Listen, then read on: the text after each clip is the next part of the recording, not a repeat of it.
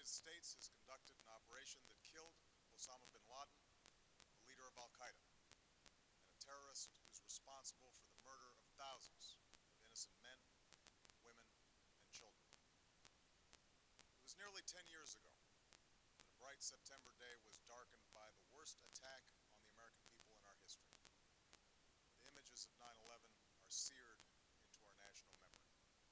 Hijacked planes cutting through a cloudless September sky, Twin Towers collapsing to the ground, black smoke billowing up from the Pentagon, wreckage of Flight 93 in Shanksville, Pennsylvania, where the actions of heroic citizens saved even more heartbreak and destruction.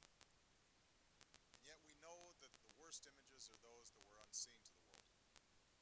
The empty seat at the dinner table, the children who were forced to grow up without their mother or their father, parents who would never know the feeling of their child's embrace.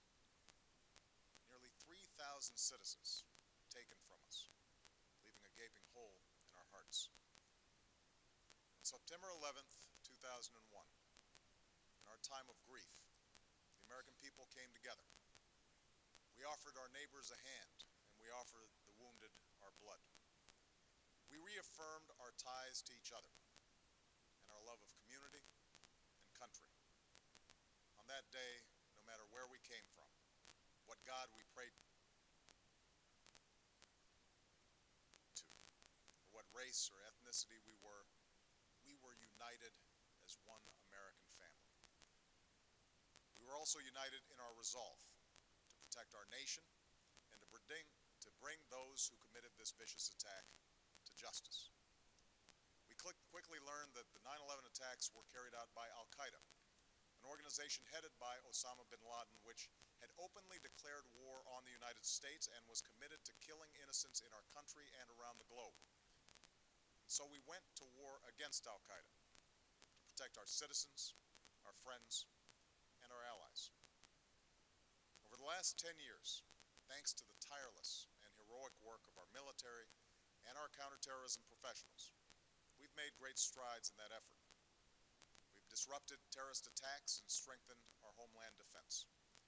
In Afghanistan, we removed the Taliban government, which had given bin Laden and Al-Qaeda safe haven and support. And around the globe, we worked with our friends and allies to capture or kill scores of Al-Qaeda terrorists, including several who were a part of the 9/11 plot. Yet, Osama bin Laden avoided capture and escaped across the Afghan border into Pakistan. Meanwhile, Al-Qaeda continued to operate from along that border and operate through its affiliates across the world.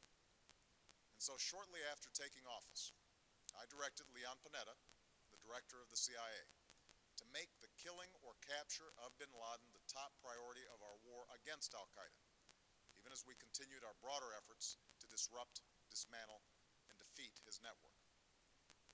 Then, last August, after years of painstaking work by our intelligence community, I was briefed on a possible lead to bin Laden.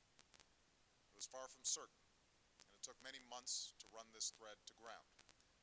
I met repeatedly with my national security team as we developed more information about the possibility that we had located bin Laden hiding within a compound deep inside Pakistan.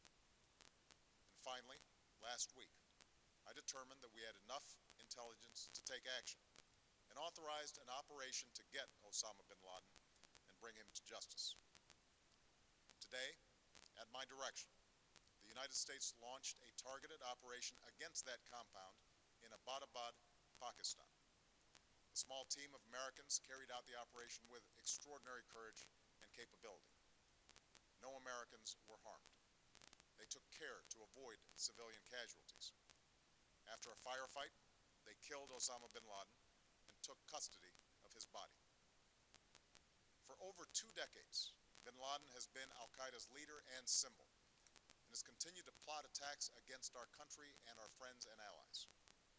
The death of bin Laden marks the most significant achievement to date in our nation's effort to defeat Al-Qaeda. Yet his death does not mark the end of our effort. There is no doubt that Al-Qaeda will continue to pursue attacks against us.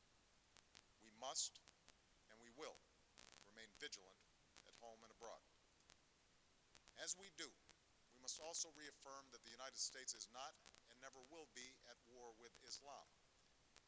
I've made clear, just as President Bush did shortly after 9/11, that our war is not against Islam.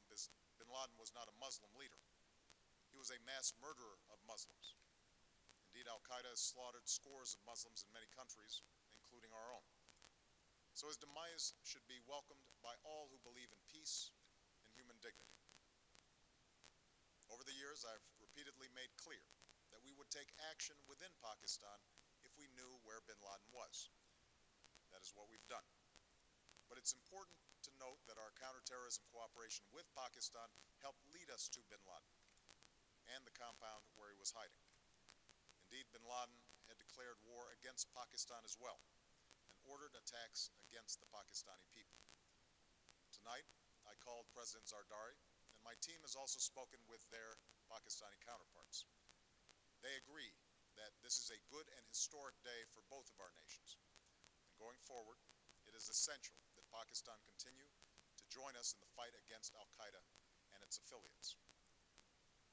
The American people did not choose this fight. It came to our shores and started with the senseless slaughter of our citizens. After nearly 10 years of service, struggle, and sacrifice, we know well the costs of war. These efforts weigh on me every time I, as Commander-in-Chief, have to sign a letter to a family that has lost a loved one, or look into the eyes of a service member who's been gravely wounded.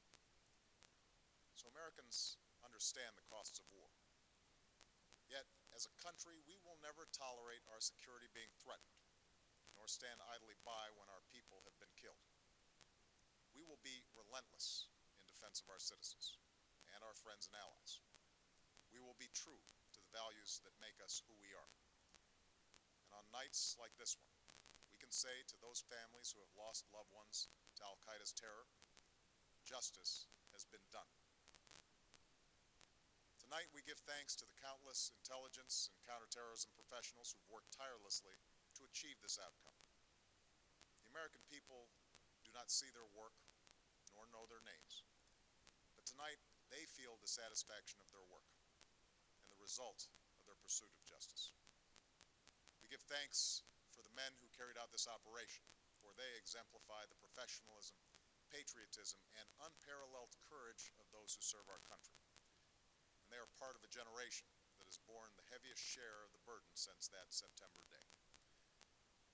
Finally, let me say to the families who lost loved ones on 9/11 that we have never forgotten your loss, nor wavered in our commitment to see that we do whatever it takes to prevent another attack on our shores. And tonight, let us think back to the sense of unity that prevailed on 9/11. I know that it has at times frayed. Yet today's achievement is a testament to the greatness of our country and the determination of the American people. The cause of securing our country is not complete, but tonight we are once again reminded that America can do whatever we set our mind to. That is the story of our history. Whether it's the pursuit of prosperity for our people or the struggle for equality for all our citizens, our commitment to stand up for our values abroad, and our sacrifices to make the world a safer place. Let us remember that we can do these things not just because of wealth or power, but because of who we are. One nation, under God, indivisible,